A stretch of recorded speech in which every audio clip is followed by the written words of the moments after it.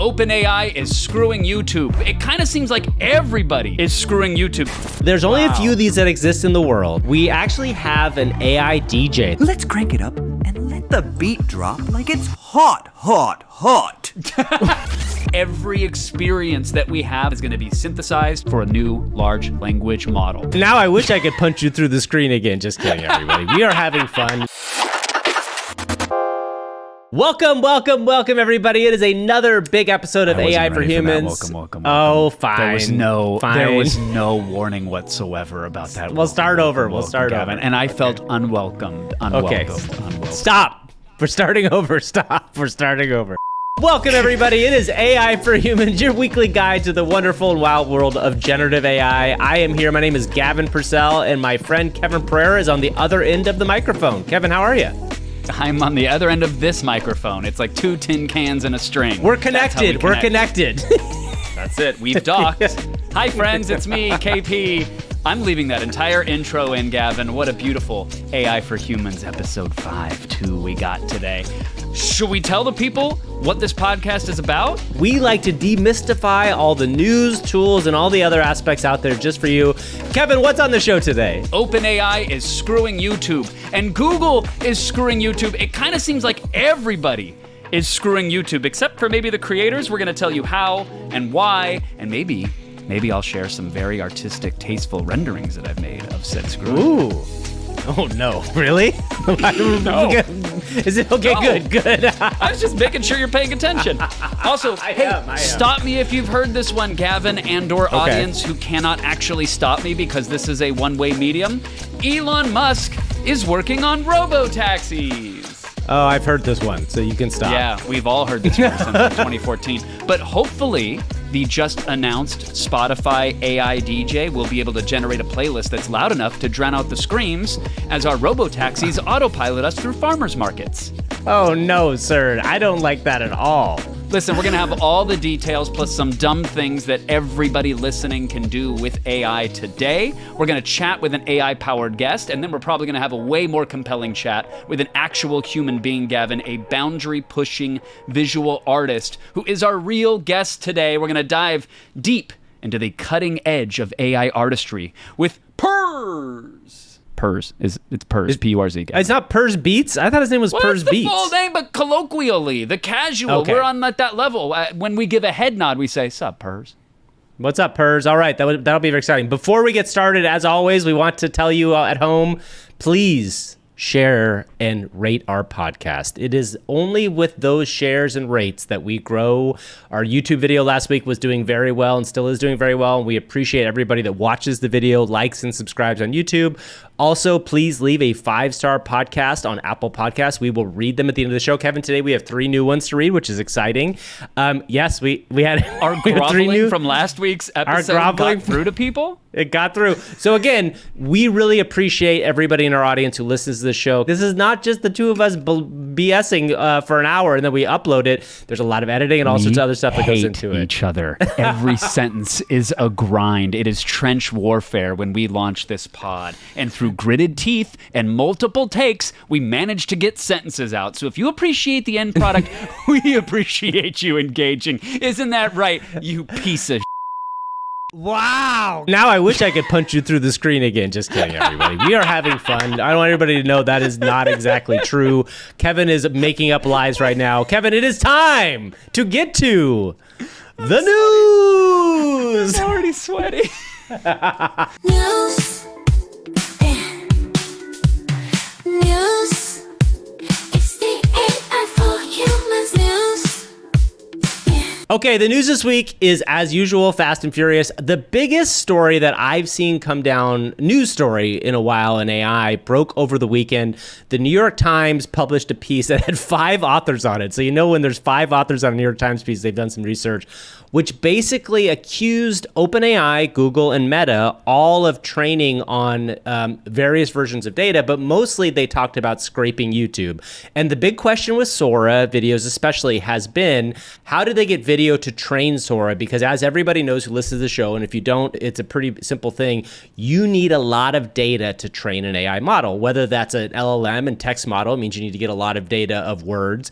In this instance, you need a lot of video to train something like Sora, especially train it as well. Now, OpenAI has done a deal with Shutterstock, so there's a lot of stuff out there, but most people, I think, Kevin, assumed that there was some sort of version of this happening.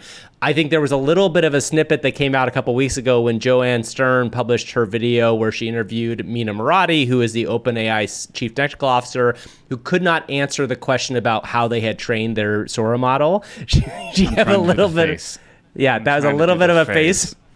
So she really didn't have a good answer for this. And I think what we've learned now is that they did train it on YouTube. So Kevin, first of all, when you read this piece, which was very long, and I encourage everybody who's listening to go read it because it's a lot of there's a lot of things in there that are really fascinating. What was your first takeaway from reading this piece? Whoa! What a non-surprise! I wasn't shocked in the slightest. I got to imagine you weren't as well, Gavin, because we know how much data is required to train these things. A couple details from the article, and then we can dive in a little bit deeper. Greg Brockman, OpenAI's president, allegedly personally helped collect the videos that were used, again, according to the New York Times. What they did, though, was that they grabbed transcripts of all the YouTube videos and using that, which would be a violation, according to Google, of YouTube's usage policies. You cannot use their data to train something else. However, buried within that article is an accusation that Google may have done the exact same thing. Yeah, exactly. Yeah, and that the reason Google might not be making any public statements about OpenAI's alleged actions is that they're curious if they would be outing themselves as well. Exactly, and it's been really interesting. So Neil Mohan, the YouTube CEO, did come out and say that some YouTube content is scrapable for open web purposes, but the video transcript and footage are not allowed to be scraped. He said, this is a clear violation of our terms of service. So those are the rules of the road in terms of content on our platform. But you're right. It is interesting to see how kind of quiet the overall Google ecosystem has been on this. And I think one thing I want to point out, I was really kind of surprised at how little noise this made in the AI ecosystem. And when I say the AI ecosystem, I mean the people kind of like us or more of the people who are kind of interested in AI, who are kind of focused on this. When I first read this, I was like, well, this is a smoking gun. Like, look at this. This is going to like launch what I believe will probably be dozens of lawsuits, whether they get through or not. Now, I think the big question is going to be, what do Google's terms of services say when things were scraped, if they were scraped, and it sounds like they were. But then I think the next question is going to be, and this, I want to ask you directly this, because there's so many people who talk about, and you've said this and I've said this, the idea that like the cat is out of the bag, right? That the idea that once you've done this, guess what? It's too late. All this stuff is out there, and now we just have to live with what it is.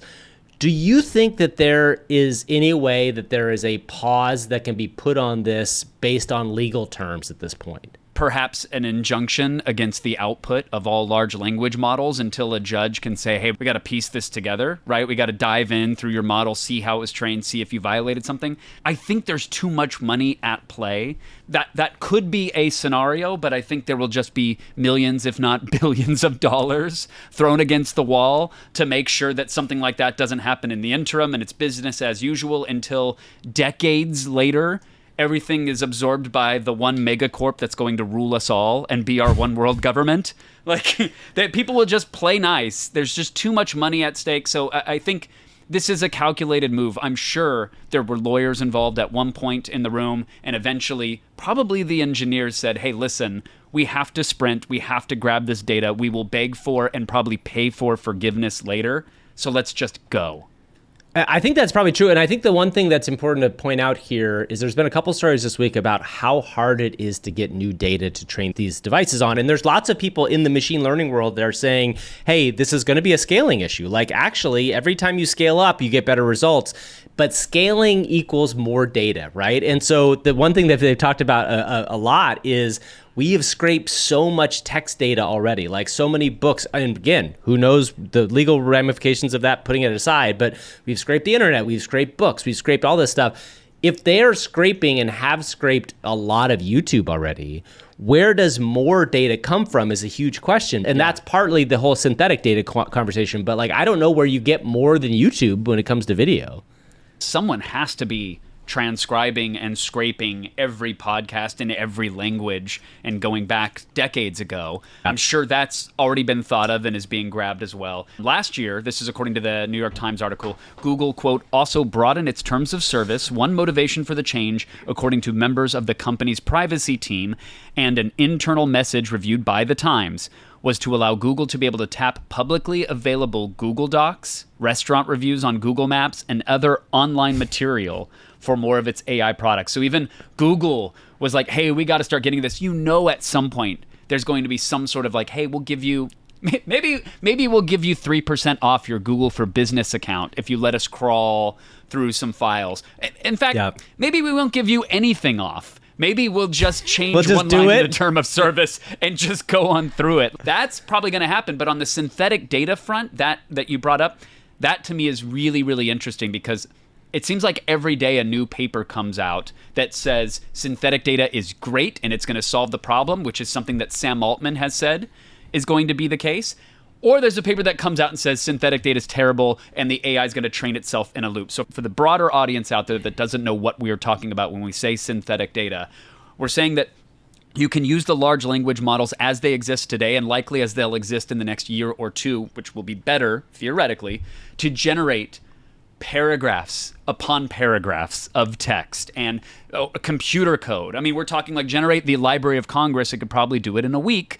It just is going to churn and give you fake questions and answers, fake recipes, fake restaurant reviews, fake everything. That synthetic data is thought by some to be good enough that if you generate enough of it, you can train a better model. But some are saying that actually the repeated words and phrases that are already seen to come out of some of these language models, the bad code or the potentially pirated snippets of content, those are just going to resurface over and over again. And then eventually it kind of trains itself on its worst bad habits and it's not going to be usable. Those are the two schools of thought right now. Do you have a horsey in this race, Gavin? I don't understand enough on the technical side to see if the synthetic data is strong enough. I will say from what I've read, the arguments around synthetic data is it wasn't good enough before, but now as the models get stronger, it may be better. The interesting thing to think about is if that is the unlock and we're also heading to a world where only bigger models equal better results, then we are going to be moving very quickly to the next stage of whatever this AI world is, because the AI, as we talked about in the NVIDIA episode, the AI can simulate themselves in different places and different things.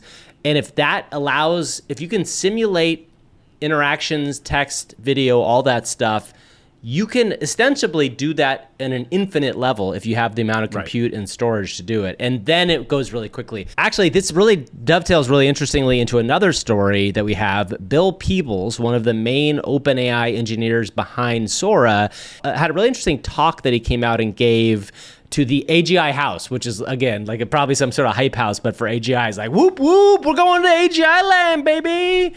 Like and subscribe. Energy refrigerator. It's so hype. Yeah. So Bill was at the AGI house and gave a speech, and we're going to hear a little snippet of what his speech was here. So, of course, everyone's very bullish on the role that LLMs are going to play in getting to AGI. But we believe that video models are on the critical path to it. And concretely, we believe that when we look at very complex scenes that Sora can generate, like that snowy scene in Tokyo that we saw at the very beginning, that Sora is already beginning to show a detailed understanding of how humans interact with one another, how they have physical contact with one another. And as we continue to scale this paradigm, we think eventually it's going to have to model how humans think, right? The only way you can generate truly realistic video with truly realistic sequences of actions is if you have an internal model of how all objects, humans, etc., environments work. And so we think this is how Sora is going to contribute to AGI. Basically, what Mr. Peebles is saying here, call him, Mr. Peebles if you're nasty, that he's talking about the idea that Sora, which is a video generator, is actually a world simulator ostensibly, and we've talked about this on the show before. But by world simulation, and by doing that, even in synthetic environments, you are teaching the AI how people and objects interact with each other. And that is a lot of people see as the next stage of data, right? It's like real world training or simulated world training outside of just words and text. You're talking now about actions. You're talking about the way a tree blows in the wind. You're talking about the way a human interacts with that tree when it blows against them or they cut it down. all of that stuff is data, right? It can't be perceived as data. And if they can find a way that Sora can generate synthetic models of the world, that does feel like where we're headed next. I think 2026 is the year that, and it's going to need a sexier term to probably get the youth involved, Gavin, but let's say data harvesters or experiential aggregators. Ooh, basically, okay. we are going to, for pennies per minute of experience, we are all going to end up working for OpenAI/Microsoft. Oh, interesting. We're going to have our glasses on that are going to feed constant video streams. Maybe we'll have tactile haptic gloves so that it can know the pressure and force with which we're exerting upon the world as we navigate it. Maybe even sensors in our free government-provided sketchers, right? But we are all just going to live every single day providing data for these mega models because it's just going to have an insatiable appetite. And even though the synthetic stuff will be good, it's never going to hit as hard as the analog, baby. So we're all just going to sign up to work for one of the companies. And instead of running Uber Eats errands, we're just going to eke out our day. We're going to crawl through the actual world, try to breathe the polluted air and drink water that doesn't have microplastics. And every experience that we have, Gavin, is going to be synthesized for a new large language model. Sign me up. I honestly think you're right. I will say it doesn't have to be as dystopian of that, but what I could see very well, and we're going to talk about robotaxis or Waymo taxis in a little bit. You know, right now when you see a robotaxi or you see a Waymo car in the real world, it's kind of weird. I do see a future where there are people that are walking through a busy city, which are wearing glasses and some sort of haptic gloves, and you kind of get to know them as like they're the experience generator, or they're and they're gathering footage. Like you could see them at a concert. Like imagine a person at a concert who's taking all this data in, whether it's the music or the way that people next to them are interacting with each other. Like all of that feels very realistic. And I guess the question will become is like, what tool is that to bring the things in? And maybe it's the next version of like the Apple Vision Pro or the Facebook glasses. But it does make me think about those Facebook glasses, right? Because the Facebook glasses aren't just for us to like say, hey, I can identify the Empire State Building. It's also going to give a lot of data back to Meta, right? It's going to give a ton of data back to Meta to then train the next AI model on. I think you and I have come to something pretty big here, which is, we as the humans, our job may be going forward to provide data, which is kind of interesting to think about as that's what we do for ourselves all the time, right? I guess the big question becomes is my data ultimately is not the most exciting data. And if they want to take like what my experience of touching my microphone is or like a bottle of water and drinking it, it is a really interesting thing when you then combine it with Neuralink, you combine it with the glasses, like you can start to see a weird vision of the future that becomes beneficial for AI. Biometric data as well, right? So it knows like, okay, I'm jogging down the street. This is the way in which my POV is changing. My heart rate is accelerating. My gait has gone. That telemetry data. There's so many points of data that every human being could be gathering, whether it's for themselves as a personal data broker or for the big Borg, which will be giving us, I guess, like a nutrient paste and a UBI in the near future. Yes, I think people will be doing this, and I think people will sign up for this. And then ironically, sometime maybe let's say 2029-ish, it's just going to be way cheaper to let the robots go around and do it, Gavin. Yeah, like, no, I think you're probably right. The battery tech's going to get good enough to where they'll just strap it in the robots. But in the meantime, there is a startup to be made. And why not us, Gavin? That reminds me of Elon Musk. Our old friend Elon Musk is back, and we have some news around both robotaxis and his low-end car. Kev, what happened with the low-end car here? Well, a big nothing burger, according to Elon, but the Reuters story said that they scrapped plans to make the Model 2, Gavin, which was expected to start around $25,000. To put that in perspective, the Model 3, which is their cheapest vehicle, starts at around $40,000. So a major price slash to try to really broaden the adoption of EVs. Reuters came out and said, actually, they're killing the plans to do that. Maybe so that they can do this robotaxi thing, which might be powered by what was the Model 2. But Elon came out and said, what, Gav? He said that the Reuters story was BS, which, you know, at this point, I really don't know what to trust Elon on or not. So we'll just call that a wash. But then he did say on April 5th, he said, Tesla Robotaxi unveil on 8/8. So that is 3 months away from now, August 8th. Robotaxis, if you're not familiar with this idea, is that Tesla's promise originally and other robotaxis is these are driverless taxis. Basically, it will take you from place to place. You get in it, much like a Waymo car, and you go from here to there without anybody driving you. And ultimately, this was the promise that like Uber and a bunch of other companies in the 2010s were really saying that this was going to be the transformative power of those companies, because ultimately drivers are expensive and they're noisy, and we know the problems that Uber's had with their drivers. On the driver's side, like we understand, like the drivers were starting to get paid not very good wages, so this is a big argument back and forth. But I feel driverless cars are something that I've been hoping that we would see for a long time. My youngest daughter is 16. 5 years ago, when she was 11, I would have sworn that she probably wouldn't even need a driver's license in that She would have they at were least so had close. the option, right? Yes. And now we're here in 2024. Cruise was basically kind of shut down. Cruise, the driverless car company, because of a giant lawsuit around an accident. Waymo is still working, but it has not proliferated very largely. There aren't a ton of them. And Elon now is saying, okay, in 3 months, we're going to have robotaxis. I don't buy it. First of all, Elon seems like such an unreliable narrator now, but based on where the legal ramifications are around driverless cars, I still feel like this is one of those things that could be 10 more years before we see these in production in some form.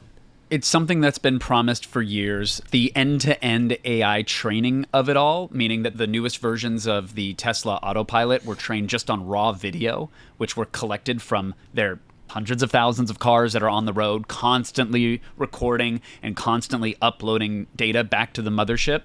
That seems to be performing incredibly well from what little bits have been leaked out. Is it flawless? No, from what we've seen. I could tell you, I own a Tesla Model 3, and I could try. I haven't tried it for a couple months, but I still feel freaked out when I'm using it, right? It is not that good. And that's on the freeways, right? Now, I do trust it on longer drives to basically do everything I needed to do, but I don't feel comfortable using it in the city yet, because it still does feel like it messes up a lot. Now, maybe there's a leap coming, or maybe the leap did just happen and I haven't done it yet, but it feels a little sketchy to me that we're going to get there this fast.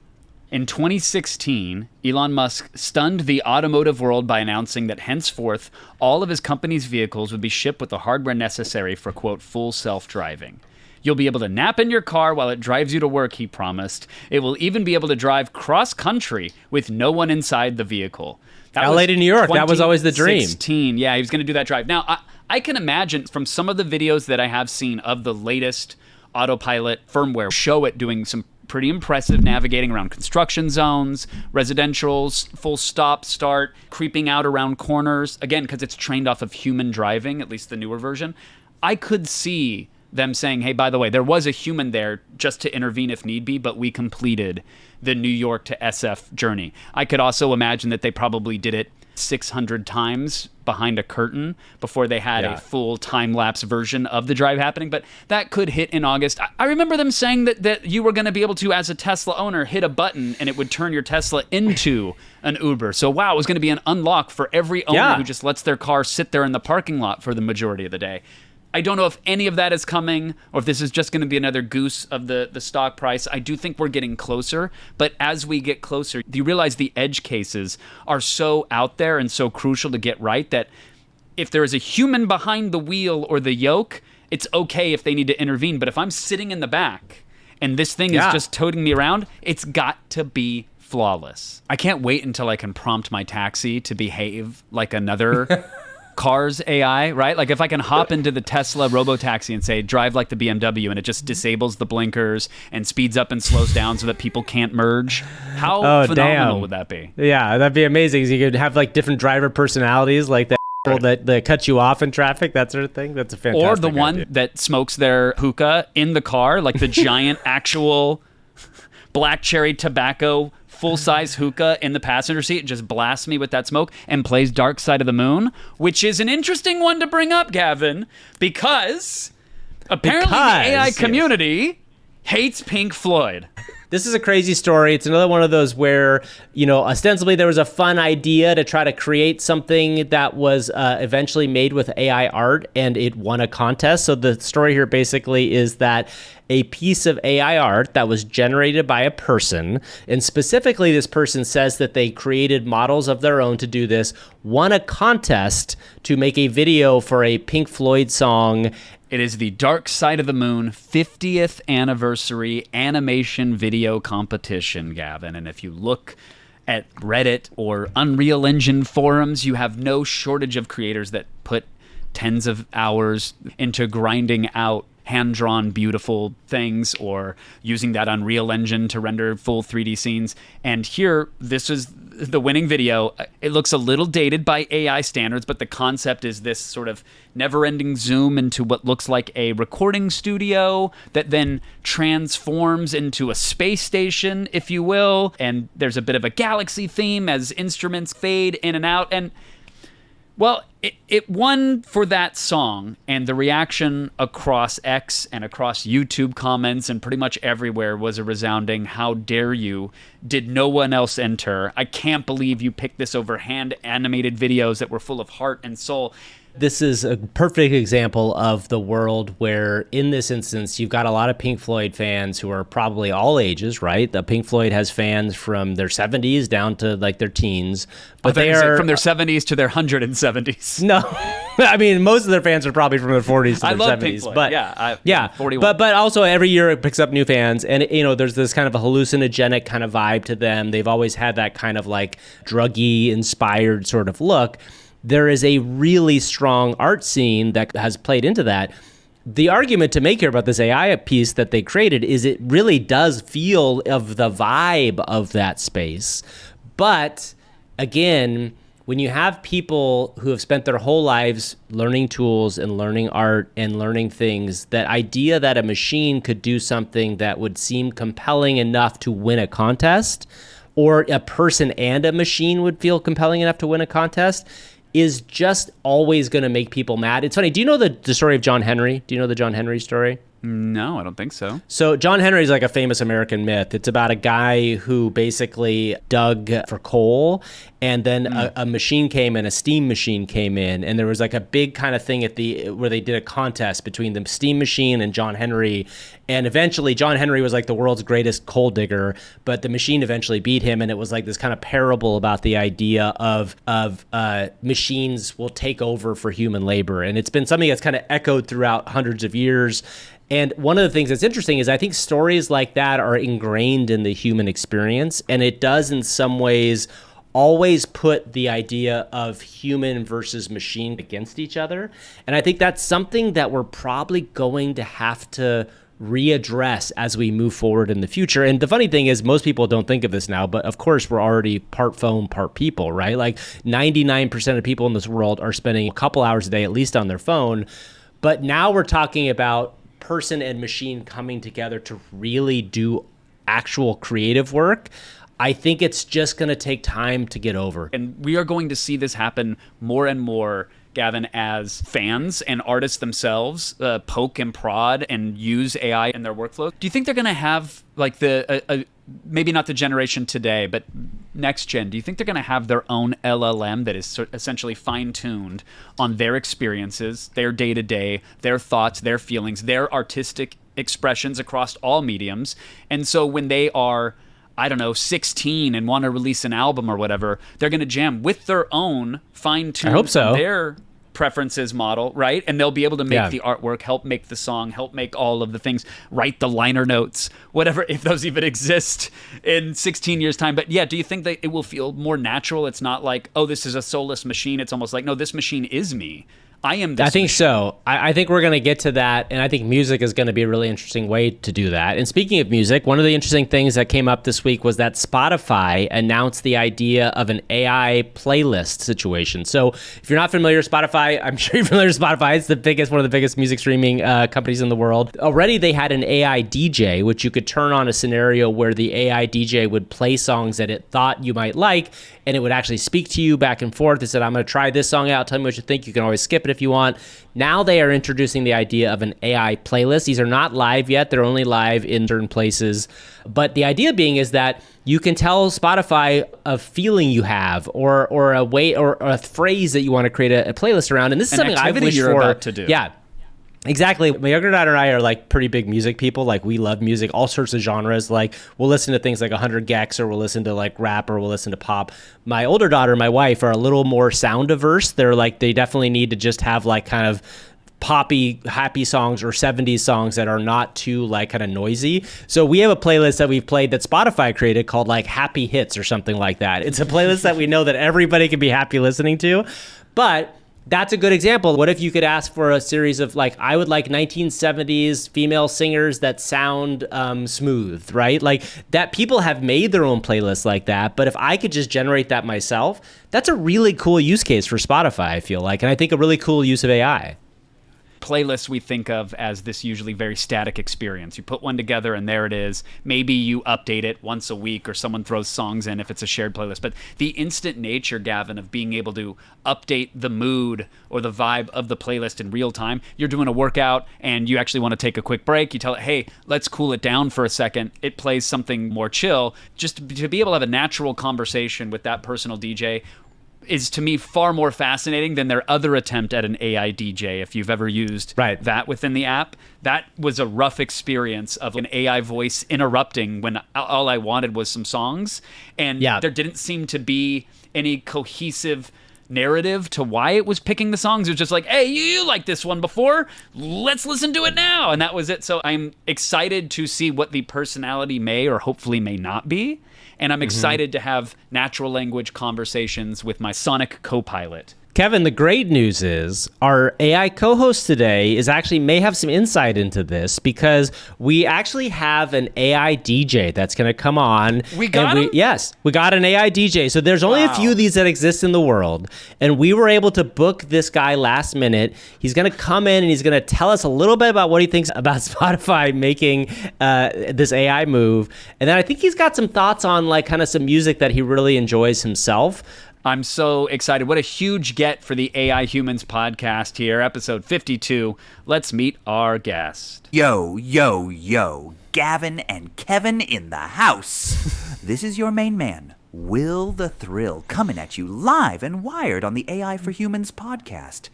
Get ready to have your minds blown and your taste buds tantalized, because I'm about to serve up a sonic feast that'll make your ears say, damn, that's delicious. Okay. I may be an AI, but I've got more flavor than a 5-star Michelin joint. So, strap in, humans, because we're about to take a wild ride through the airwaves.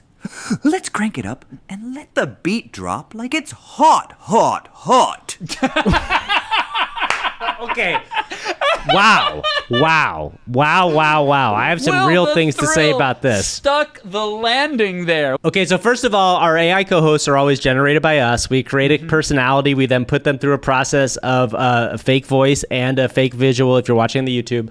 Kevin, that voice sounded awfully familiar to me. It sure did, Gavin. It's almost like I forgot to clone a new radio DJ voice and had to dig into the greatest hits. But we opened up the Disney Vault, and yes, that is the voice of Gash, who was episode 1, a very uncensored AI that made a couple of appearances and likely should never appear again. Well, I'm actually want to now dig into this. We should probably ask a couple questions about that for sure.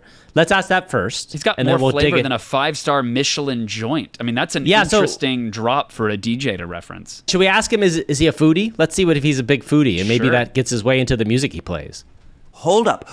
A foodie? Me? Ha! That's like asking a fish if it's into synchronized swimming.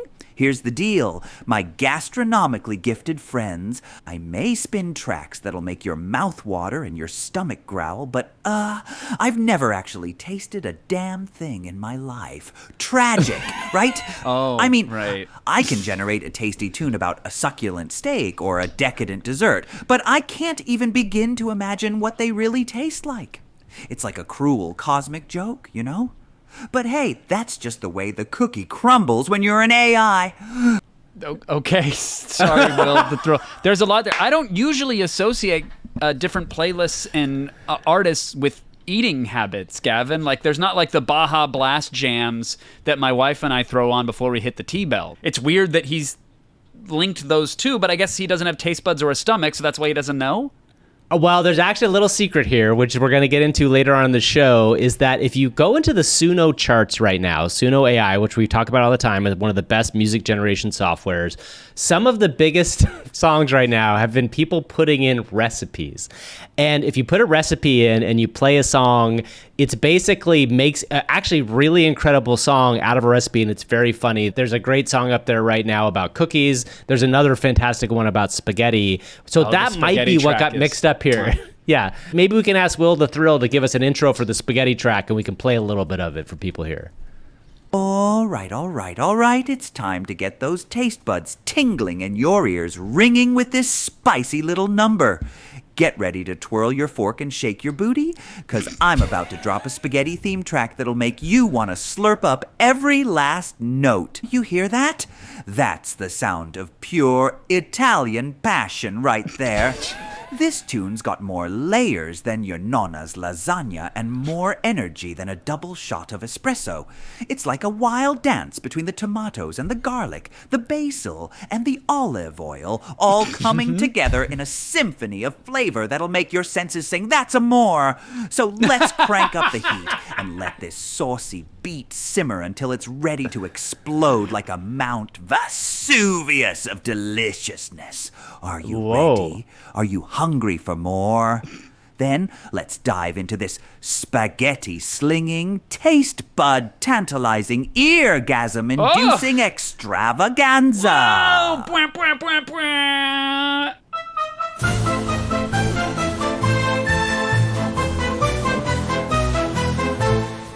Cook spaghetti in salted boiling water until al dente, drain, reserving some pasta water. The skillet heat olive oil over medium heat, add chopped onion and cook until translucent, then add minced garlic and cook for another minute. Okay, you can stop it, I think. So it's just incredible to me. I'll show you one that I made for myself and how you can do this your own. But it is just one of the coolest things about AI in a weird way is like this kind of comes out of the blue. Somebody probably made a recipe song and now suddenly they're populating the top 10.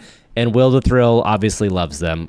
Kevin, we should move on. We should move on from our AI co-host. So it's time for that moment of our show where we like to point out some of the cool things people have done with AI over the week. It's time for I see what you did there. Sometimes you're scrolling without a care, then suddenly you stop and shout, AI, see what you did there. AI, see what you did there. This week, we have some really fun things. I want to kick this off, Kevin. I always want to shout out the people on Reddit. We love Reddit. Is like my favorite place to see interesting things on the internet. The Midjourney subreddit often does a really cool job of showing you really interesting things that can be done within Midjourney. And this one really caught my eye. It was just such a cool thing to look at. So I grew up as a giant X-Men fan. We talk about comics, and there's a whole other side of this conversation. We could talk about whether or not this is purposeful or it's allowed to do with all the IP issues. Yeah, I mean, as a fan, you should hate this, Gavin. I don't because I think of this as like fan fiction in some ways. What this basically is somebody took, the X-Men, and it's the X-Men 1897. So there's a very famous X-Men called X-Men 1997, which is referring to the 1997 TV show. There's a resurgence of that right now. The X-Men 1897 are like Old West style X-Men. And like, to me, this is just a little glimpse of the promise of what it would look like in the future of how we could all have different IPs and do different things with them. I want to read these comics or I want to watch this show. What did the X-Men look like in 1897? Well, we know what they visually look like, but what does the story play out as? All of these things are like interesting and possible, and it is a little snippet of that idea of writing my own story. For me personally, maybe I want to see the Office version of the X-Men. Like, what do the X-Men look like if they all have boring jobs working in middle management? That's an interesting thing that probably there's very few people in the world who'd want to see that. But for me, this was just a kind of a little snippet towards that direction. The muted lighting, the looks on the characters' faces, the subtle effects, like it's really nice. I do have a bone to pick though. Does Colossus have forearm hair? Is that canon? I didn't think Colossus had forearm hair. And I'm Well, you seeing never know what happens in wispies the coming up. 1890s, Well, Kevin. Oh, that's you know what? That's true. Maybe they didn't have Harry's razors for Colossus back then. But no, I love it. Definite shout outs to Reddit and Midjourney. I just want to shout out the name of this guy was Baron Von Grant. So go check out @Baron Von Grant on Midjourney. Well, that's for the AI lovers, Gavin. But my AI see what you did there is for the AI haters. Justine Moore, she's Venture Twins on the old X platform, posted something which caught my attention. It says, AI video haters have been real quiet after this one dropped. And it's a lot of cats.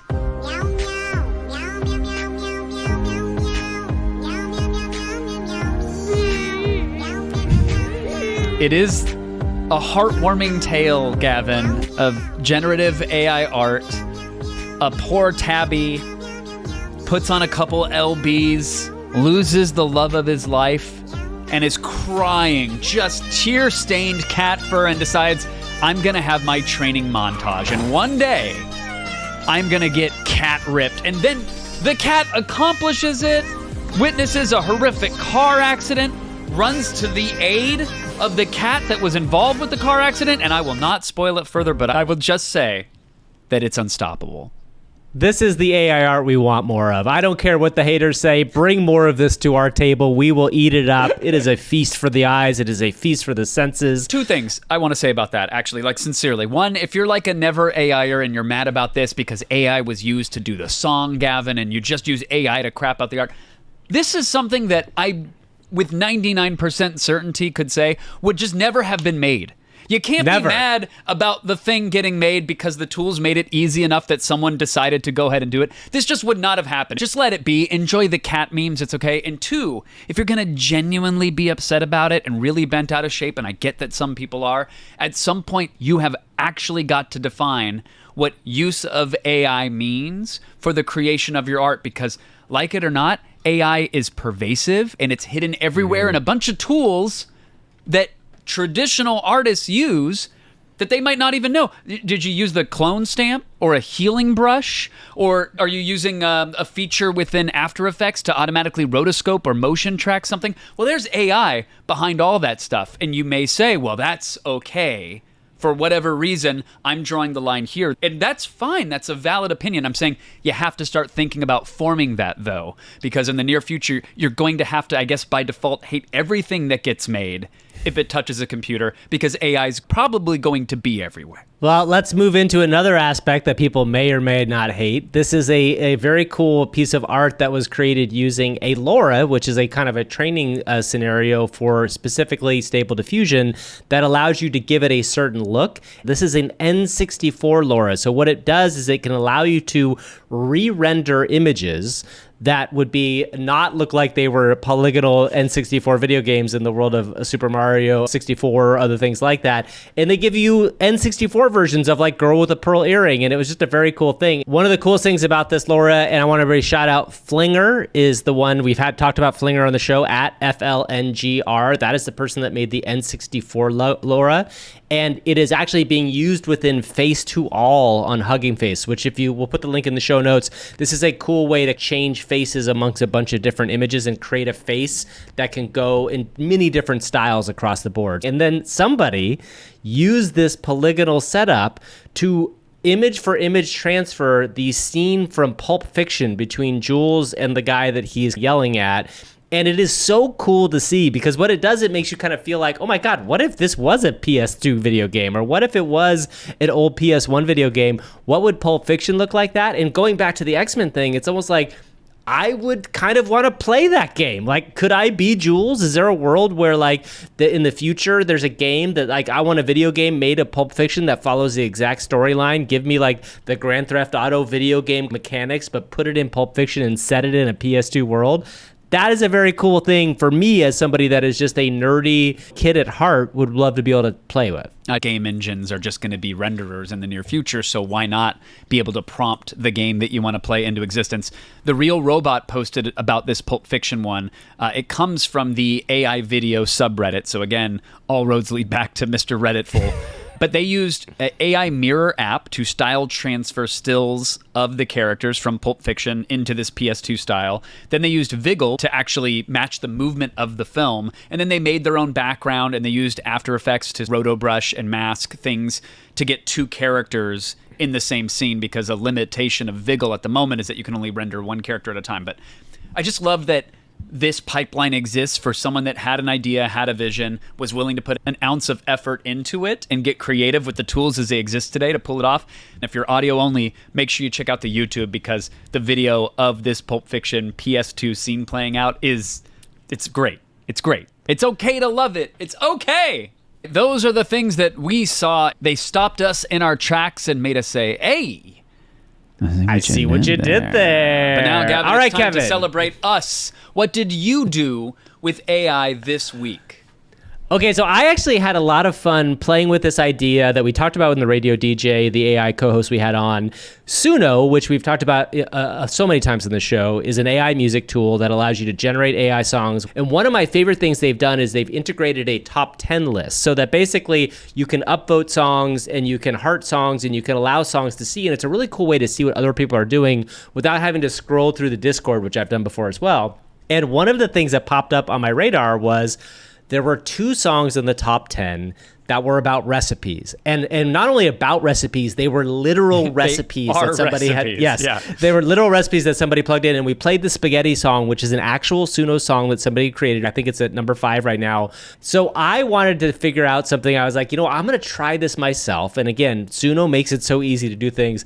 I was like, what is the weirdest recipe that I could think of off the top of my head? And I didn't spend like hours thinking about this. I thought about a hot dog casserole, which to me is always the strangest, weirdest recipe. It's fine. It's a yummy meal if you've eaten them. It's not that different than putting hot dogs. Human dog food, according to some songs, Gavin. Okay, so let me explain. I took the recipe for hot dog casserole, literally whatever I think it was from food.com. I took the recipe, I cut and pasted it into Suno's lyric generator, into the place where I put lyrics, and then I did add one chorus. I added a chorus and I just really quickly typed out something, and I was like, let's try this. Oh, and I wanted to say, I wanted to make it a country song, and I'm a big fan of outlaw country of the 70s, so I wanted to kind of give it that kind of tinge, like that kind of vibe.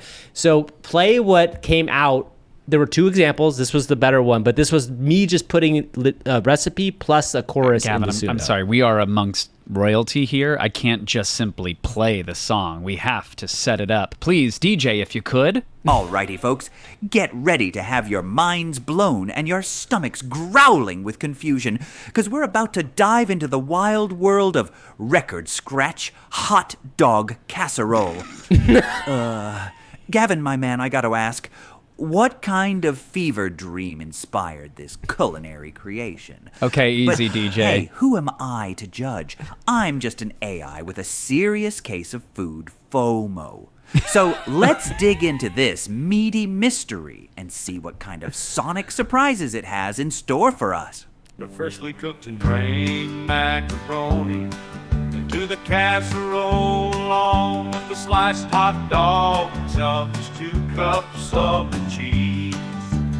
Mix well, cayenne, an onion in a medium saucepan and saute over medium heat until the onion is wilted. About 5 minutes. Whisk flour into the butter mixture quickly until flour is absorbed. Then remove from heat, add milk slowly, whisk into combine well. Make sure you whisk very quickly and thoroughly, or you will have doughy clumps. Return to heat. And when you sent this to me, my only response was doughy clumps. Okay, get to the chorus and we'll come back out of this really fast. Hot dog casserole, you eat it from a bowl, put you in a good mood. It's human dog food. So anyway, I added the macaroni casserole as human dog food. But what's so cool about Suno is that is not at all formatted in any way like a song. But you can hear that there are moments within it where it's making a choice to have an echoing person come in on top of the lead singer and come out and say stuff. There's parts where there's harmonies. All the stuff outside of the 4 lines of the chorus was just a recipe. It just is so interesting to me to see how it's able to take something that it should not at all be a song and make it into a song. So I had a really fun time like actually seeing that element of Suno that I would never have expected before. Gavin. I love the weird recipe meta that exists on Suno right now. Again, huge shout out to Suno. I'm glad it finally caught on. I'm shocked that our early adoption of it didn't immediately propel them. You would think so. Into Jesus, being a household right? Yeah, name. exactly. But if you want to make your own recipe songs or whatever else, go to Suno.ai. That's Suno.ai. Hashtag not an ad. But boy, do we wish they paid for the privilege. All right. I was going to do a dumb thing this week, Gavin, but I think we're going to save it maybe for next week. That's fair. Because OpenAI released a massive new update to their image generating software. It has the internet so excited, Gavin. It's in painting for Dall-E 3. Let me break that down for people who don't know. Dall-E is OpenAI's image generating software. So when you're over chatting with ChatGPT and you say, I want to see an image of insert thing here, it uses Dall-E to make that. And in-painting is a technique where you actually draw on a generated image and say, here's what I want changed or modified within this area. So this is a big deal because usually you generate an image and then when you tell Dall-E, hey, I want it modified in this way, it starts from scratch, even if you ask it not to, throws everything out. And so making granular adjustments is very difficult. Well, now, Gavin, we have complete control. It's not the best, but it's quick, right? So Yeah. I want to hear, what was your experience with this? Well, to that point, Gavin, I spent a whopping 35 seconds on this journey that we're about to take this morning. And if you look at the first screenshot in the folder, I told Dall-E to generate an image of professional podcaster and television producer Gavin Purcell. And okay, I can't wait to see this. Let's what see. it Wait, did sorry. instead was say, we're not going to even go down the road of trying to make an image of somebody. Instead, we're just going to talk about what a producer might look like. So it generated this kind of animation still of a man wearing a headset with their finger in the air. There's an arm down below, and there's a clipboard on a panel, and they are in a very big control room. It almost looks like mission control. I was going to say, it looks like a little bit of sketch, like, what's up, brother? He's doing the what's up, brother move. It's gotten all the way through AI. That's fair. But it is a TV studio. There's monitors, there's lights, Yes. and if you go to the next image, I say, no, make him...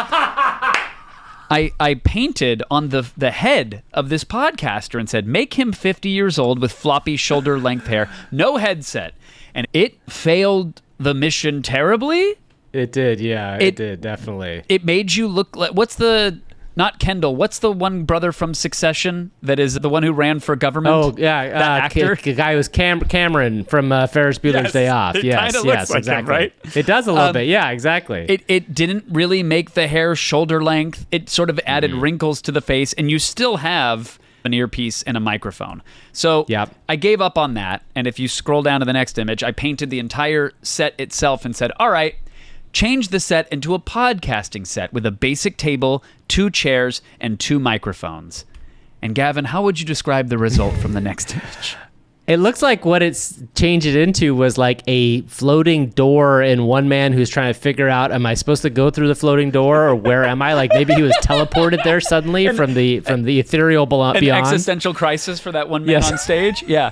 There Yes. are 2 mics growing out of the ground. The table's on its side with no legs. It's a very weird thing. And I said, okay, I'm going to give up on that.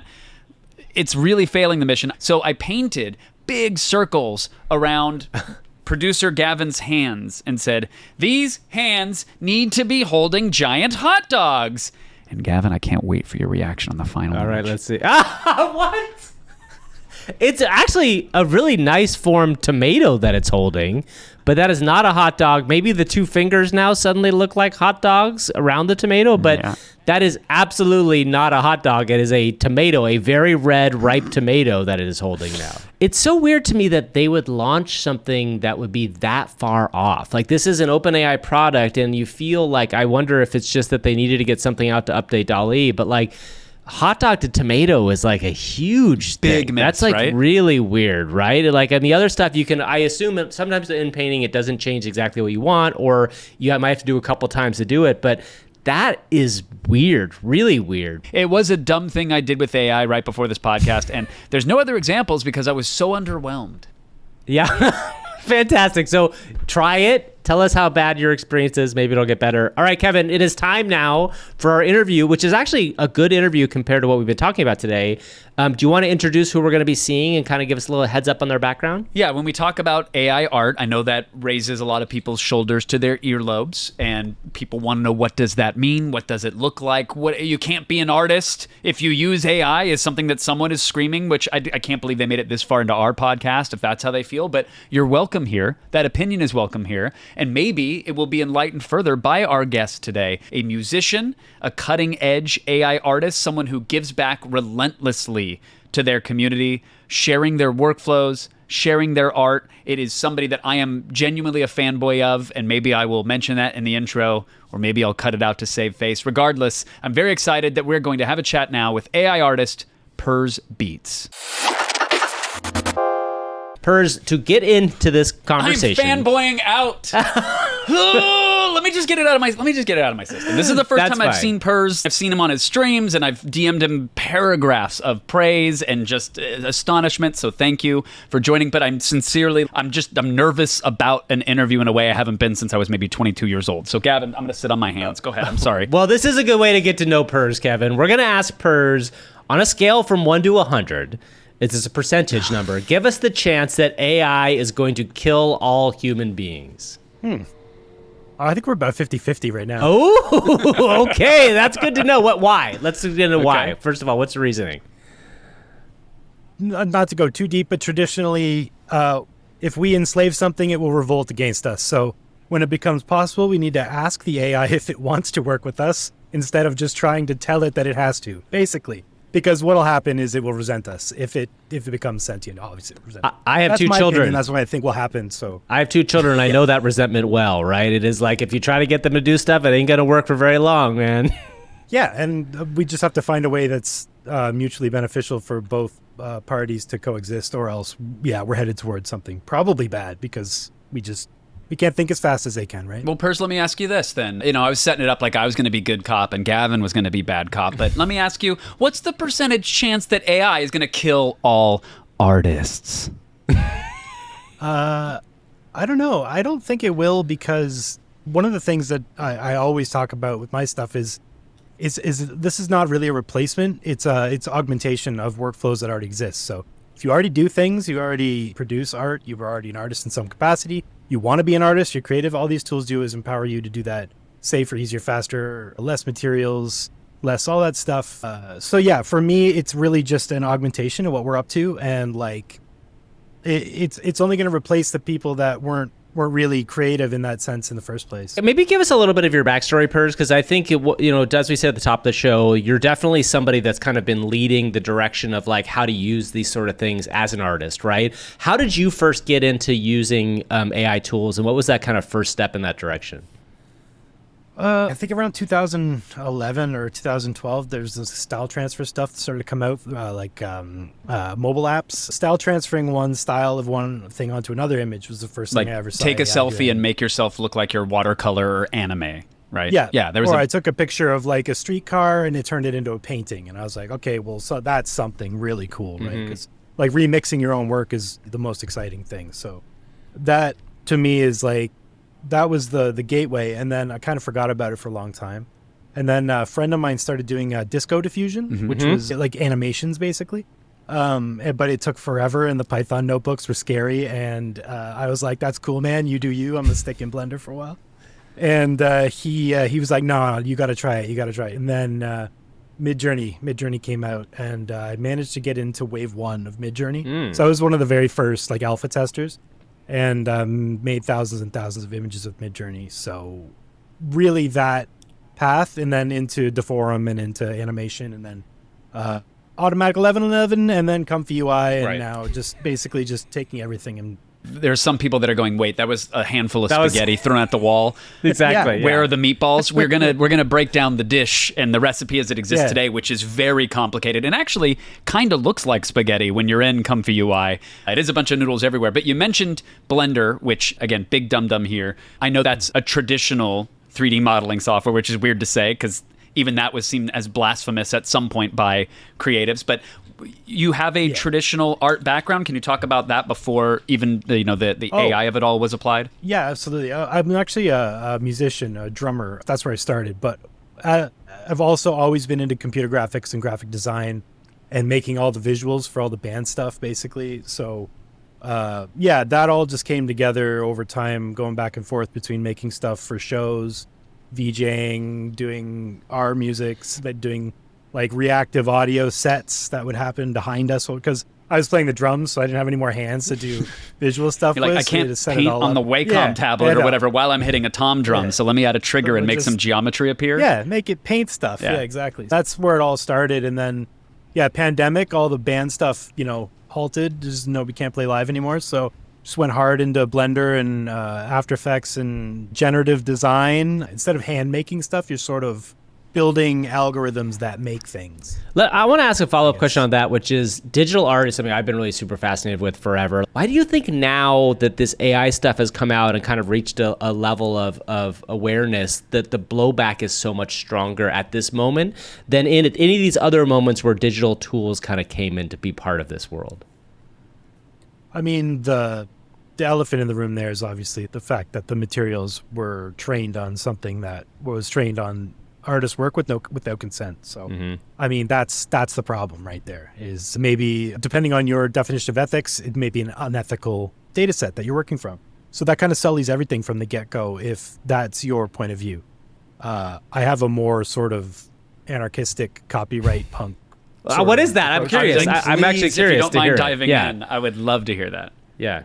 Well, I've been a drummer my whole life, and drummers, we've never been able to copyright what we make. You're not allowed to copyright. Drum beats are not copyrightable. You can never sue someone for taking anything you ever played, even if it's 20 minutes of what you played, and they just play it on a record. They can do that all day long forever. And so the concept of CC0 or just releasing everything into the public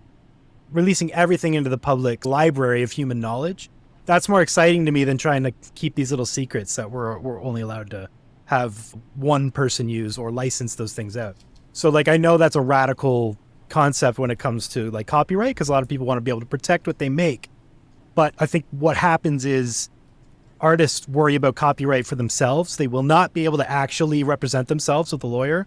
And they're actually fighting for big copyright, just like the large corporations, to have a tighter, stranglehold on what they own. So I don't know. As an artist, you have to decide where you stand on like whether, maybe Disney shouldn't own every possible method of drawing Mickey Mouse. The copyright issue is very broad and nuanced, and I don't want to come off like a total left-wing like copyright punk or anything, but that's always been my approach of like, we'll just put it out there, people can sample it and make something new with it, because like that's so fun. How do you balance that idea of that kind of original sin about how this stuff was trained for people? There was we covered not that long ago a woman who was swept up into the Midjourney database, and she said that she felt really bad about that, right? That she didn't give her permission to that. It is something that I think you see a lot of artists struggle with, and I think it makes our job as somebody who are enthusiast about this cool new thing much harder. Is it like it's kind of genie's out of the bottle sort of scenario, or how do you see that resolving in the future? Yeah, Pandora's box, genie's out of the bottle, everything. It's open. It's open. It's done. It's been trained. It exists. The way I deal with it personally is I would say 90% of the stuff I'm building with AI is 90% me. I'm making the animations beforehand. I'm dreaming over top of it with Lora's I trained on my own stuff. I'm using IP adapters with images I made to influence the style. I'm using control net masks to do animations that I made in Blender. There's a point where, yes, maybe if you're just typing prompts into Midjourney, that's, there's got to be one more step of derivative work where you take it and do something with it. Because like straight out of the gate, maybe it isn't something that you should be able to claim ownership to, because it's, like a text to video or text to prompt or whatever on a thing. Like, I mean, that's again, another thing you need to decide for yourself what your definition of art is and stuff. The courts will decide at some point. We're all going to see what happens there. But for now, it's the Wild West. So make some stuff and make a decision about where you stand. it's already how we work. We look at stuff, we're inspired by it, we make stuff. Like Right. it's sort of, for me, yeah, I draw the parallel that training is the same as learning as for humans. And I'm trained on copyrighted material. Every piece of music I ever heard is a copyrighted piece of material. Everything I've ever taken musically is inspiration, was copyrighted material at one point. So am I not, as a person, allowed to train on that stuff? How that gets murky too. So, and I don't know. I know it's maybe a false equivalency, but it's, to me, it lines up. This notion was that, oh, just you prompt Midjourney and out comes art, now you're an artist. We're seeing a devaluing of that final output being heralded as AI art. And if you got a really, really good output, you probably spent hours trying to manipulate and massage that prompt to get something good out of it. But to your point, if you took that output and then put your spin on it and did something artistic with it, well, now it starts to rise above this sort of generic floor, this level of noise that anybody can go to an AI tool and get out. I run in circles with some never AIers as well. And there's always interesting conversations about where it exists today and where it's going to be tomorrow. But when I show them your art specifically, there's this moment of like, okay, well, there's something there that they can't put their finger on because you as an artist are elevating, you're adding something to it. And I guess this leads to a rather generic question, but I think it's an important one, especially for those that are seeing your visuals for the first time on the YouTube. If you're listening to the audio only of this podcast, please go check out this interview on YouTube. How do you even describe what you are doing? Everything I make comes from a place of trying to manufacture nostalgia for something that never existed. So that's sort of the thread that runs through everything I'm doing. I'm trying to make you pine for something that maybe you don't really understand where it came from. It's like a memory that's maybe from a dream or somewhere else. So everything is it's sort of realistic, sort of unrealistic. There's usually some sort of twist somewhere in the piece, and then sometimes, like on Twitter, it's literally just stuff I'm making. I'm like, that's cool. Everybody should check that out. Right. So, and I also love the ambiguity of this trash I'm putting out for fun, or is this something I thought about? And making people sit there and think about the trash for a minute is like makes me laugh. So I don't know, like, yeah, I'm a bit of a joker. I like the concept of being an artist, but having fun with it. I'm in the Frank Zappa group of, yes, humor does belong in music. Yeah, for sure. I agree with that. I think one thing that would be very interesting to the listeners here is you obviously talked about a ton of different tools. One of the things we try to give people a heads up on is like ways to kind of try this stuff themselves. And obviously there's lots of things with easy UIs that you can go and get, like whether it's Leonardo or the things that are like designed for normies. But you do stuff that's really interesting, and I think Comfy UI is something that's worth talking about. And so a Comfy UI, for anybody listening, is a Stable Diffusion interface, and Stable Diffusion is ostensibly an open source model, and you may correct me on that, but it's an accessible image model for lots of people. What are you able to do in Comfy UI that an average person wouldn't be able to do in something like a Midjourney or just an off-the-shelf kind of image generation software? So Comfy UI's main strength is that it's visual node-based. I don't want to say programming language. Okay, hold on. I'm going to stop you right there. What does visual node-based program language mean? Okay. So regular code is written in text, right? Mm-hmm. You just type lines of text and then maybe it works, maybe it doesn't. Comfy UI is more like a modular synthesizer where you have little components in boxes. And then you know in your mind what the path of those boxes is because of the chains or the wires that are connecting them. And basically you can rewire how Stable Diffusion works or just use different things modularly in your workflow in places maybe they shouldn't have been used or as a new thing that you're just trying out. It's like taking all the elements of Stable Diffusion and having access to them in a very expandable way so you can build modules that you can then expand into other things. So you can do one thing, you can add another thing, you can save that second thing as a template. Then in your next project, you can say, oh, I want to do that thing I did last time, and just drop it in and then just plug in the wires and go. So it's scary at first. It's very overwhelming.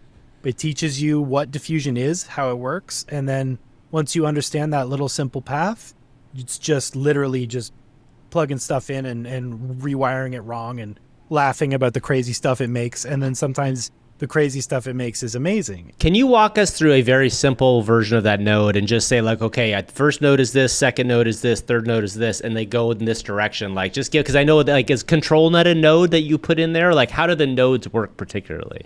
Sure. There's a bunch of stuff that comes with Comfy, which is just basic diffusion stuff. You get your loaders. You load up a checkpoint. So you load up your model, which is, Stable Diffusion model.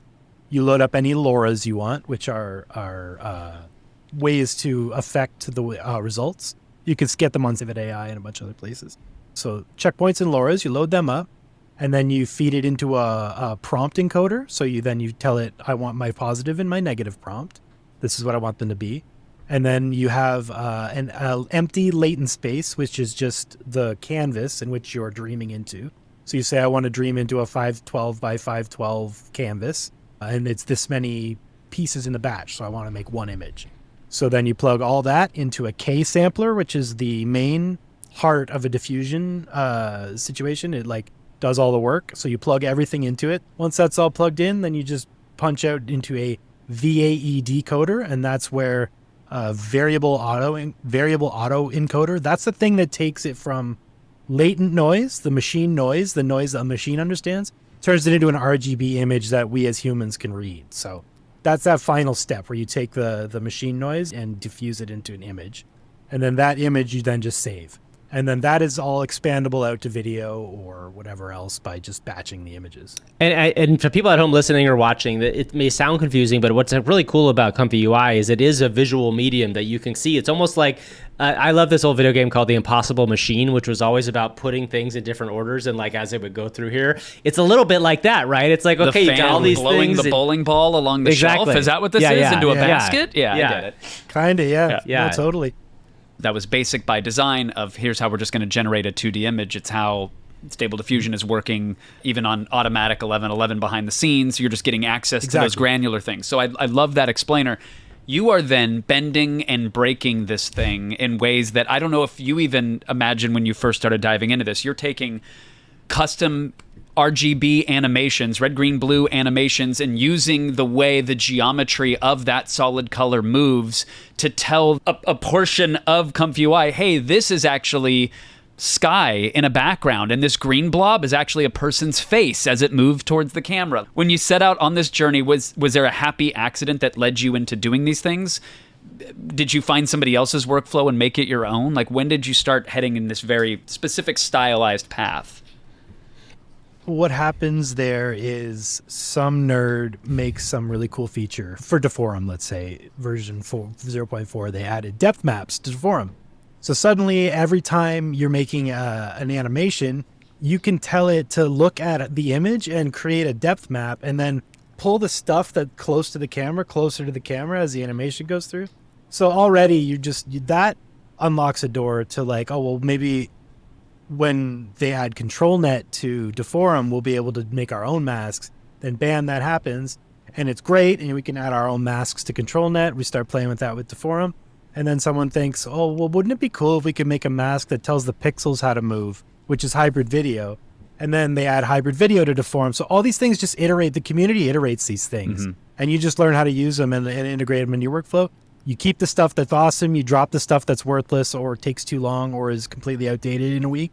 And you move on. A lot of this stuff is just a culmination of testing all kinds of different features and different ways of interacting with these animations over the years. But yeah, I mean, the cool thing is the community is like on it. If there's a Discord called Banadoko, if you go there, everybody just posts their workflows there, and you go download a workflow, install the plugins, and get to work. And honestly, most of my streams are me just grabbing one of those workflows. And we just install it and try it out and squash all the bugs and talk to the developer and do what we got to do to get it to work. I didn't think we'd be sitting here with real-time painting tools that can, in a matter of milliseconds, render something with beautiful lighting and then incorporate a Lora or whatever else. Like we're here already. It's still relatively early in 2024. That is mind-blowing. It's super cool. Like Stream Diffusion is wild. I don't know if you guys have ever seen .simulate, Lyle. He has a Touch Designer plugin for Stream Diffusion. So you can do stuff in Touch Designer and immediately diffuse over top of it and then bring that back in. That is so cool. For those who don't know, a lot of musicians will integrate with Touch Designer as for real-time visuals. Stuff, yeah. So the idea that like your drum kit is creating primitive geometry on a screen, but then say, okay, that square for my kick drum is actually a city building. And the hi-hat noise needs to be the color of the sky, and let it in real time do that. I've got to check that out.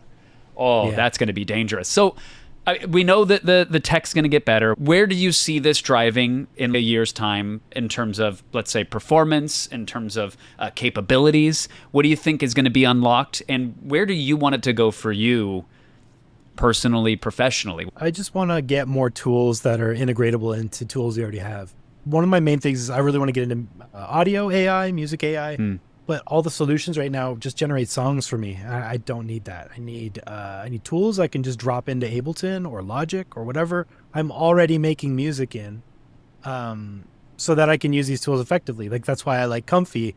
It's you're just dropping it in when you need it with other workflows, Blender, After Effects, Photoshop, whatever you're doing. Comfy is just another component of the workflow that I can plop in like a block. But for audio right now, I can just generate music, which it's cool and exciting, but not useful for me because I already make music. I need the tools to make music better. There are some AI music tools, but I want some stuff where I just throw it on the channel and it does cool stuff. Maybe it talks to a server. Maybe I pay for it, whatever. If it's got to be off on the cloud or whatever, it's just generating samples for me. I bring them back in and try them all out. So more control over the stems and the creation of the individual just sounds. Granular control. Don't bake me the entire cake. Just give me some ingredients. Exactly. Yeah. I'd love to talk about your community and the live streams when you started taking these Comfy tutorials and these journeys with a community. How has your community grown? What are they reacting to? Yeah, it's been great. I had a lot of trouble getting traction on Twitch. I was doing Blender stuff and a little bit of AI stuff on Twitch for about a year and a half. Just getting no viewers at all. And then did you have a big wheel that you would spin every 5 subs, or did you cover yourself in honey? Well, that's kind of, I think that's kind of it, is nobody wants to sit and watch somebody just click stuff and occasionally talk on Twitch. So what happened was I watched a couple of my Blender friends just killing it doing YouTube streams. And I thought, well, YouTube's a good choice because whenever I do these live streams, it's just immediately saved forever. So if somebody needs to go back and see what I did, they can literally just scroll back, which is not something I could get going really well with Twitch. Everyone's been really cool. I've just been slowly gaining more and more followers, and we're building a community on Discord as well, where you can come and drop your workflows, and then people come and show they're out there, and we all, follow each other and get on Instagram and all that stuff. And yeah, it's been really great. Have you been approached by a shark to productize everything yet? Because there's definitely companies that are out there wrapping up Comfy UI workflows and trying to sell them as magical tools, and I got to imagine there's maybe an ounce of interest, but maybe also an ounce of repulsion there for you. I do get offers. So the biggest problem for me is that a lot of these things that we're doing are very one-off. They require a lot of tinkering. It's really hard for me to build a one-size-fits-all solution for, like, somebody wants something that'll just forever always make yearbook photos of people. Like, yeah, that's possible, but a lot of the time it's just going to make junk. And the end user is going to end up paying credits for that junk. So I just, as the type of person I am, I would prefer to just empower people to make this stuff at home. Learn how to plug a Lora in and make your own yearbook generator. Because then your yearbook generator becomes an anything you want in the world Lora generator, right? Selfie generator for anything. Like, that's the thing. These tools empower people. So I'm just mostly interested in empowering people to use them. So I think if there was something that would make me excited, it would be something where I can offload GPU usage to the cloud in an instance of Comfy that I'm currently running. So say you're running Comfy on your notebook, it's set up so that everything it does on the GPU, it just sends off to the cloud. So you're still running Comfy locally, you're still doing all this stuff, you can still follow along with my tutorials, but it's just ripping frames on a computer in a server. I'm shocked. It sort of does, but it's not, because the TLDR is you have to have the exact same instance of Comfy running on that computer. Gotcha. So you still have to spin up another versions copy of every extension or plugin or whatever. So you still have to spin up a second version. It's just a different way of interfacing with it. Because that's what I had when I was trying to use one of your workflows. We were talking before we hit record, was that I'm on a Mac. It's for reasons. I really want to play with this stuff. A lot of it's NVIDIA only. So then I went, okay, I'm going to go and I'm going to spin up a run pod and I'm going to install. So, well, this version doesn't exactly match that version. This checkpoint I got to ingest through here and blah, blah, blah. I clicked the wrong box. So if I pause the run pod, it's all going to go away anyway. So now I'm just going to be paying per minute. And I know that there are solutions and templates and all that stuff. But even for someone who is in the scene and has a modicum of understanding about all this Yeah. stuff, it still made my head spin, which I'd love to drive towards a final question for what is likely a broader audience that we have out there. And it is, where do I start? How do I begin? Is there a baby's first steps guide, or is there a template that you have that you recommend for someone to get this all going? I would say you got to decide what you want to do with Comfy before you start with Comfy, because it's too big to just jump into. So if your goal is to just make images, like just start with just making images, which is a fantastic first goal. You literally install Comfy and you hit default at the thing, and it'll load up a default workflow. And then all the nodes are already there. So you can literally just start dragging noodles out of stuff and letting go and seeing what it recommends you can plug in. And that'll start your brain going, oh, okay, well, I can plug these into this. I can plug that into this. It's scary, but you're not going to break everything all the time. You're just going to... Right. It's not like rewiring something under the hood of your car. It's okay because it can be undone. So go ahead and make the mistakes and maybe you'll get a happy accident. Yeah. So just start out small, make an image. Now I want to turn this image into a batch of 4 images. How do I do that? Figure that out. I want to use an image as the beginning, image to image. How do I do that? Just jump on my Discord. Ask somebody how to do it. There's a bunch of beginner YouTube stuff, but it is all very pointed for very specific tasks. So pick a task, watch a YouTube if you want, but it's way more fun just to break stuff and of course install Comfy and break stuff. That's awesome. Purz, where can people find you? What is your Discord? Where is your Twitter or X handle? What is all that stuff? So all my links are on Purz.xyz, and then I'm at Purz Beats pretty much everywhere. So Twitter, YouTube, all that stuff. But yeah, all those links are at the top of Purz.xyz, as well as the link to the Discord. So if you want to pop in there and if you have questions and stuff, if I'm not there, there's a bunch of people who are, and they've all been through it. So ask your stupid questions. Nobody cares. It's fine.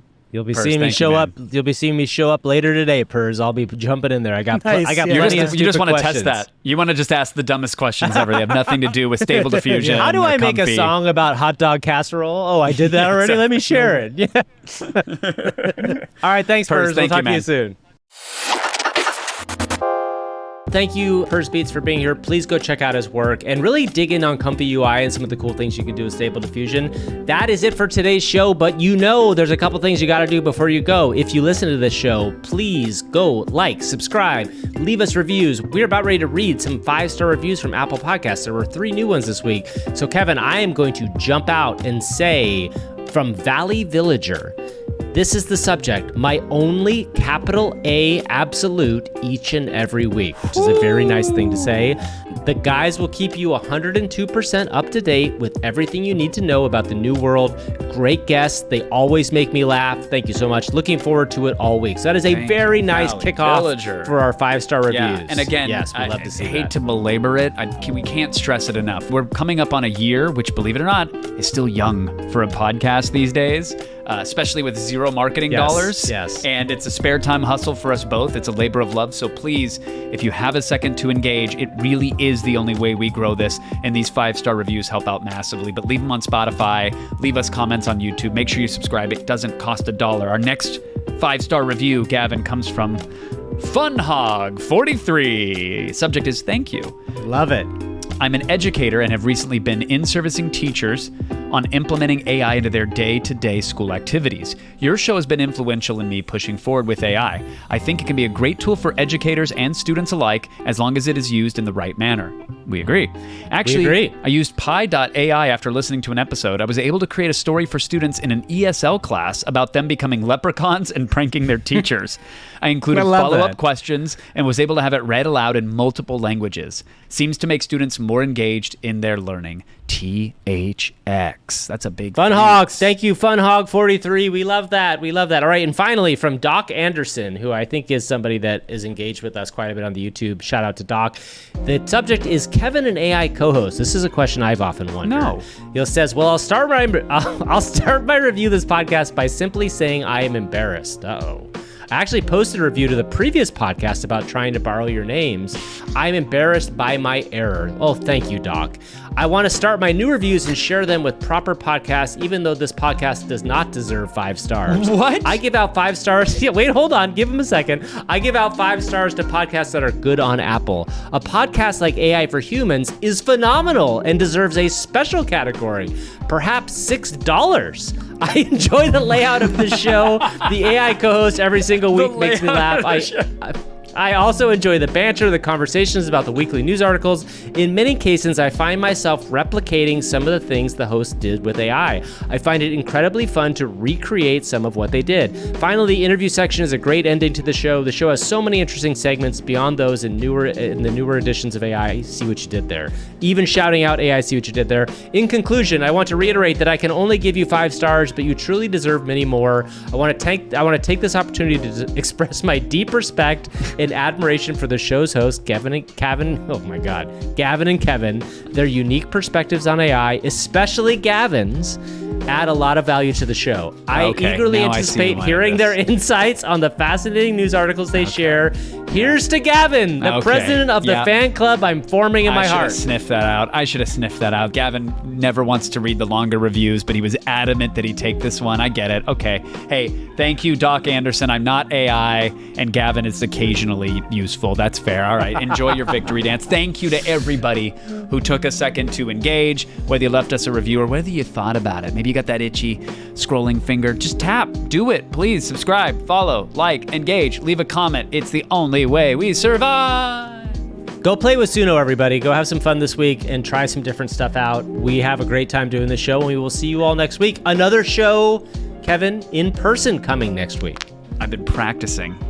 I've been going to the Dave & Buster's and punching that speed bag arcade as hard as I can. I'm coming for you. I'm knocking that mustard cap right off your noggin, buddy. I can't wait. All right, everybody. Thanks. We'll see you next week. Bye-bye. Bye.